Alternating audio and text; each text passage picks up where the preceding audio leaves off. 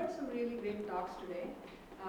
Pat first told us about the changes in the food labelings and the regulatory requirements. Then Carla gave us the reason why those are in place. So what was the nutritional basis for that? What was the research that supported these changes? Dave provided the consumer insights. And then I'm going to talk about how all of this feeds into what companies like PepsiCo do to meet these consumer demands. So we heard a lot from Dave already about what does today's consumer want. He had a more kind of like specifics of the various generations, but I have just picked a few from the Innova Markets Insight 2018 consumer demand. So the consumers want mindful choices. They want to have responsible food choices. They want to know what's in their food. They want to understand the ingredient list. And then the ethical claims are important to the consumers too. Lighter enjoyment, that was one of the reasons Dave was mentioning why the boomers don't want to go to the restaurants because the portion sizes are too large. So we want the smaller portion size, but lighter enjoyment doesn't mean we want to compromise on the taste. The consumer does not want that. They still want that indulgent experience. They want the low sugar and the low sodium in their food, but they don't want the taste to suffer. So that's a challenge for the product developer. Then we also, the consumers are also seeking, they want the companies to become more resource smart. They want to understand what the companies are doing to have a positive water impact. How are they planning to utilize, like how the food waste is utilized, biodegradable and the renewable packaging. All of these things are important to the consumer. And if you look at any companies, not just PepsiCo, but if you look at Cargill's sustainability statement or Nestle's sustainability statement, these consumer desires are reflected in what these companies are putting out as their vision and their sustainability statements. So I'm just using PepsiCo's performance with purpose agenda for the next decade as an example here. So for products, PepsiCo wants to reduce the added sugar in their products. They want to reduce the saturated fat, which is the focus of our session here. They want to reduce the salt in their snacks. And then offer more positive nutrition. And it's great to hear from Dave how the snacking market is increasing because we have more opportunity to include some of this positive nutrition in our snack options as well. And when it pertains to the planet, yes, there is work to achieve a positive water balance, want to reduce the carbon emissions.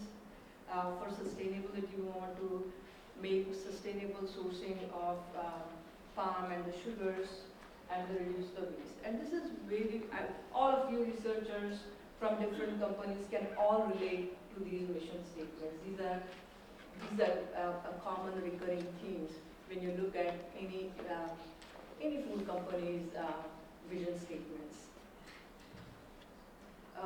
And before I go into the saturated fat reduction, I just wanted to briefly talk about the trans fat. And the trans fat issue is very much in the rear view mirror for PepsiCo. But I just wanted to quickly touch base here. In 2015, FDA made a final determination that the partially hydrogenated oils, which are a source of artificial trans fats, they are not a GRAS ingredient. And the nutritional guideline suggests that to limit the intake of trans fats to as minimum as possible. And PepsiCo's Frito-Lay was really an industry leader in its response to the nutritional research that was going on and the information that was coming. in their response to removal of the trans fatty acids. They started that in 2003 and partially removed and replaced the partially hydrogenated fats from their core brands, and then also included the trans line, trans fat line on every nutritional panel more than 2 years in advance of the 2006 FDA regulations. So I just wanted to give this as an example of how the companies like PepsiCo are responding to the nutritional information that is available, often proactively and not waiting for the FDA regulations to come into place.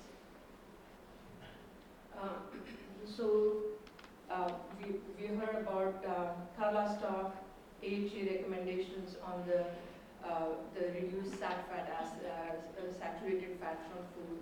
So the AHA recommends that we limit the fat intake to 5 to 6% of the calories coming from saturated fat. So here also, in 2007, PepsiCo started to reduce the fat in their products. And from 2006 to 2015, PepsiCo removed about 12,000 metric tons of saturated fats from its products. And there are even more aggressive goals to reduce the fat for next few years. So, but as aggressive as these goals are, saturated fats do have its own virtues if you ask the product developers. So they are more stable to oxidation because they don't have any double bonds. They are important in texture. They are important for texture in baking and the filling of applications. They have higher melt points, which is important for texture development. But then they are implicated in cardiovascular diseases, like we heard all about it, and they increase the LDL. So Carla already talked about it, so I don't want to talk about it anymore. But then why not just go ahead and replace all these saturated fatty acids from your diet and replace it with fats which have more unsaturated fatty acids, which are obviously beneficial to cardiovascular. They come with cardiovascular benefits and they reduce the inflammation. But then they also have their own challenges, because as the number of double bonds increase, they become more prone to oxidation. They have lower melting temperatures, which means that you don't get the same texture when you use the fats that have unsaturated fatty acids. So what you can use, like when you're trying to switch out from saturated fat to unsaturated fats, fatty acids, you really have to understand how are you using this fat in your product and what is its functionality. So if you're using it for frying as a frying oil, then its main functionality is it's a medium of heat transfer. It creates flavor, it creates the texture. It also imparts longer shelf life. So for example, in a product like chips, it takes the moisture out. It's essentially a drying technique. And now it imparts a longer shelf life. So when you switch from saturated fat to unsaturated fat, yes, you will get the medium of heat transfer, but are you going to get the same flavor and texture? Are you going to have the same sensory profile? Are you going to get the same shelf life that you're currently expecting? These are all the questions that become important. If you're using a fat in your baked applications, then it's an important structuring agent. It provides a mouthfeel. Are those things that your unsaturated fatty fats going to provide you? So in a spray oil, it provides the mouthfeel and it's a vehicle for delivering your seasoning. So based on how the fat is functioning in your food, it depends what strategy will you use to achieve the reduction in saturated fat. So, for example, you could use other functional ingredients. So, if you are if your fat is basically there to provide more plastic structure, you may be able to use a hydrocolloid to get that structure, to partially mimic that fat in your product. Obviously, that's not going to work for frying your chips. Um, so, so then you have to use the oils that are stable to higher temperatures and give you better shelf life of the product. So these are the high oleic oils that Dave was talking about. One could use the antioxidants as well to increase the stability of the commodity oils, and that would make them stable during your high temperature operations and during the storage. Or you could just simply reduce the amount of oil uptake in your product, and that reduces as a result, have a reduction in sat fat content. And that could be done by using some of the processing solutions. So the considerations that you give when you are trying to switch out the oil, of course, first and foremost, you are moving from high saturated fat to low saturated fat oil. So you're seeking the healthier oil, but it has to be stable. It shouldn't give you early oxidation. So the shelf life of your product needs to be comparable to what you currently have.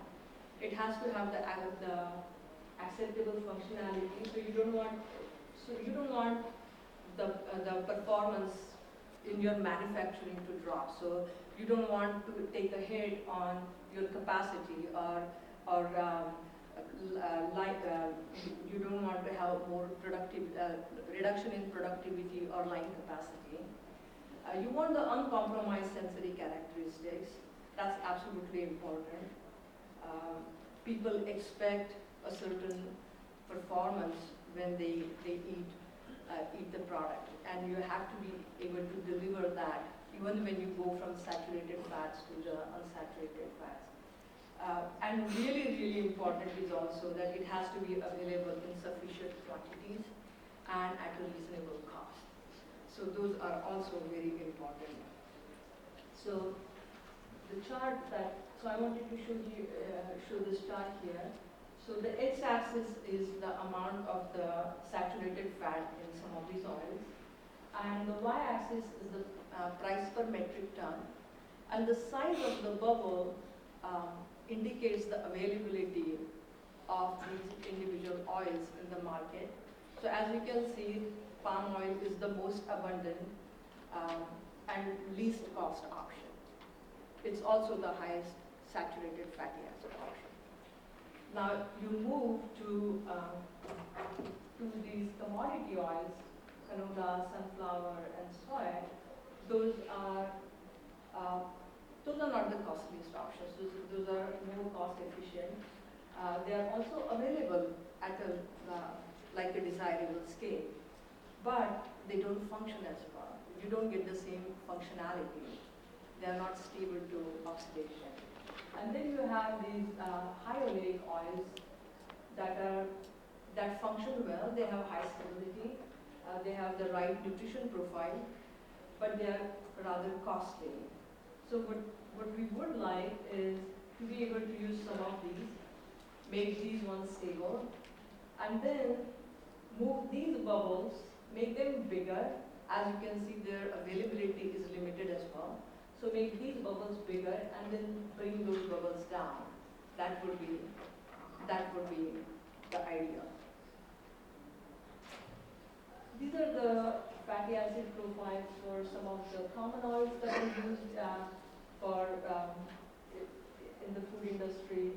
And the red is the amount of saturated fat, and the blue is the polyunsaturated, and green is the monounsaturated.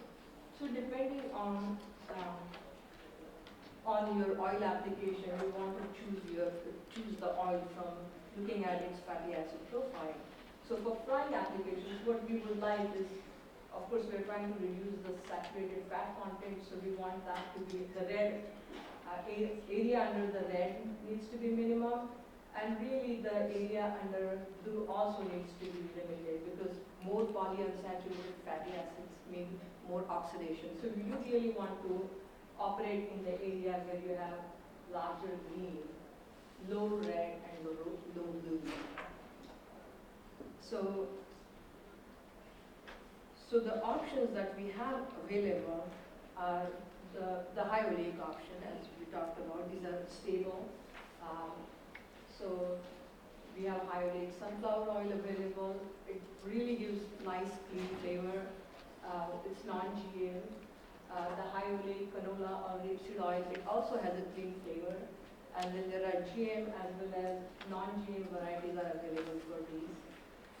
And then you have the high oleic soybean oil, which is a fairly newcomer to the scene. GM, but its availability also is limited. So the major challenges with using these high oleic options are the cost and the availability throughout the global region. So not just US centric, and then the GMO status for some of these. Like I mentioned earlier, you could also go the route of stabilizing the commodity oil by using the antioxidants. And there are various antioxidants that one could choose from. So you have the synthetic antioxidants, and then you have the natural antioxidants. So the challenges here that one faces, if you go this route of stabilizing the commodity oil, is that it adds the ingredients on your label. So you have to declare additional ingredients. They're often needed as a bundle, so you cannot get the functionality that you seek and the stabilization that you seek just by using one antioxidant. You may need to have an antioxidant package with multiple ingredients. And each of those ingredients need to have the regulatory acceptance. Just because something is natural or has been used in food system for a long time doesn't necessarily mean that it will have a regulatory approval. So regulatory acceptance is important. And then it also, one size does not fit all. So what I mean by that is what antioxidant package works for one oil may not necessarily work for another. If you go from one application to another food application, you will have to change your antioxidant package.